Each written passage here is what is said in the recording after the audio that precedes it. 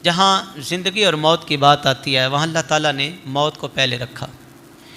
ہم زندگی کے نشیب و فراز سے گزر رہے ہیں اور ہمیں دنیا نے اتنا غافل کر دیا کہ ہمیں اپنی آخرت کی فکر بھول گئی۔ ہم دنیا کے تو محلات بنانے میں مصروف رہے، دنیا میں ہمارا یہ مشن رہا کہ میں اس سے بڑا گھر بناؤں، اس سے اونچا محل میرا ہو، لیکن یہ تو عارضی محلات ہیں۔ یہ کتنے دنوں کی، چند سالوں کی، کتنے سال جے لکھ سال روے وچ دنیا، اوڑک تو ٹر جانا، اوڑک وکھرا وکھرا ہی ہونا، اے سارے تانا بانا، تے سارے ساک قبیلے چھڑ کے تیرا ہوسی گور ٹھکانا، آزم جپ لے نام خدا دا، ایہو ویلا وقت سہانا۔ یہ تو ہمیں مہلت ملی ہے بھائی، یہ مہلت کس لیے؟ اپنی آخرت کا گھر بنانے کے لیے۔ اور عاقل وہ بندہ ہے کہ اتنی محنت جتنی زندگی کے ایام اس نے دنیا میں گزارنے ہیں یہاں کرے، اور جتنا عرصہ قبر میں گزارنا ہے اتنی فکر اپنی قبر کی کرے۔ قبر کی گھاٹی بڑی اوکھی ہے، قبر کی منزل جو ہے نا یہ انتہائی دشوار مرحلہ ہے۔ میں جناب سیدنا عثمان غنی رضی اللہ تعالی عنہ،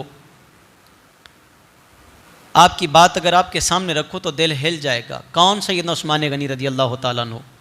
وہ جن کو میرے نبی نے جنت کی بشارت دی، عشرہ مبشرہ میں سے حضور کی 2 صاحبزادیاں یکے بعد دیگرے حضرت عثمان غنی رضی اللہ تعالیٰ عنہ کے نکاح میں آئیں۔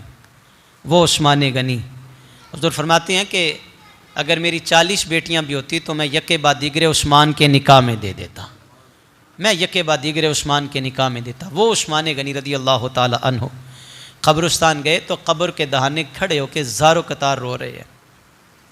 کسی نے پوچھا حضور روتے کیوں ہیں؟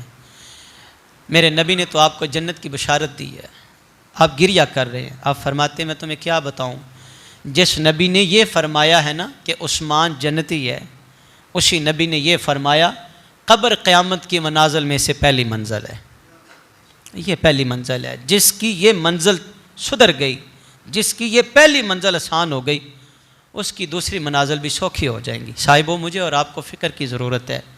موت ہمارے سر پہ منڈلا رہی ہے، ہمیں نہیں پتہ ہمارا اٹھنے والا اگلا قدم کہاں ہو، اور موت ایک ایسی ترتیب ہے، اس کے آنے کا وقت اللہ تعالیٰ نے کسی کو نہیں بتایا، کسی کو نہیں خبر، کسی نال وفا نہیں کی۔